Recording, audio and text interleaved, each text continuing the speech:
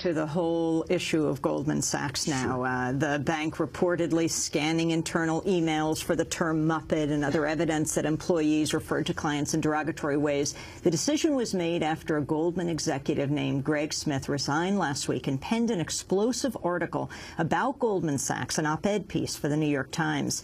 Smith wrote, quote, "It makes me ill how callously people talk about ripping their clients off. Over the last 12 months, I've seen 5 different managing directors refer to their own clients as Muppets." He said Goldman had become, quote, "as toxic and destructive as I've ever seen it." He talks about them talking about ripping the eyes out of their Muppets. So talk about the significance of Greg Smith's both resignation and what this means. Well, first of all, there are a lot of people who are saying this guy's a disgruntled employee, he's got an axe to grind, so maybe he's making all this stuff up. Everything that he said is essentially has already been confirmed in public documentation. There was a report by the Senator Levin a couple of years ago where they didn't say Muppets, but there was they have internal emails where we saw Goldman employees saying, "We found a company that was so stupid to buy our product that they're a flying pig, a white elephant, and a unicorn all at once." They actually used that kind of terminology. So this history of them denigrating their own clients and celebrating ripping them off is already demonstrated way before Greg Smith. But the significance of it is that it's somebody from the company, and this gives, I think, people in the industry, institutional investors, tremendous pause. Why would I want to do business with this company? If this is their attitude towards me, they're thinking, how much can they get out of me and not how much money they can make for me.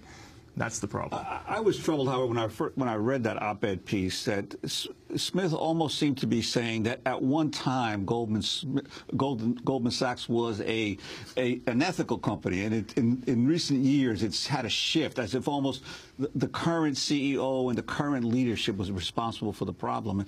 It seems to me it's a little naive to think that there was a golden era when Goldman Sachs was really a great financial institution. I'm sure Goldman was always a ruthless company, and definitely if you go back to the 20s, they had a big part. You know, John Kenneth Galbraith writes about this in his book The Great Crash, Goldman's role in the speculative boom that led to the Depression.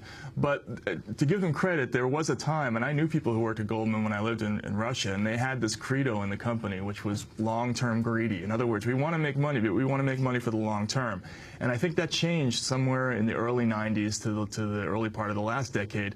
They started grabbing the quick buck and gouging their clients instead of looking for the long term. And very quickly, we only have about 30 seconds, Goldman's involvement in speculating on gas prices.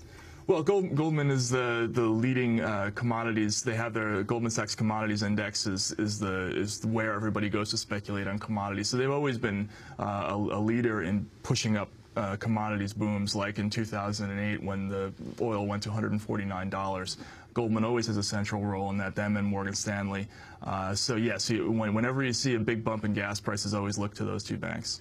Well, I want to thank you very much, Matt Taibbi, contributing editor for Rolling Stone, author of 5 books, most recently Griftopia, Bubble Machines, Vampire Squids, and The Long Con That's Breaking America. His latest piece is in Rolling Stone. It's called Bank of America, Too Crooked.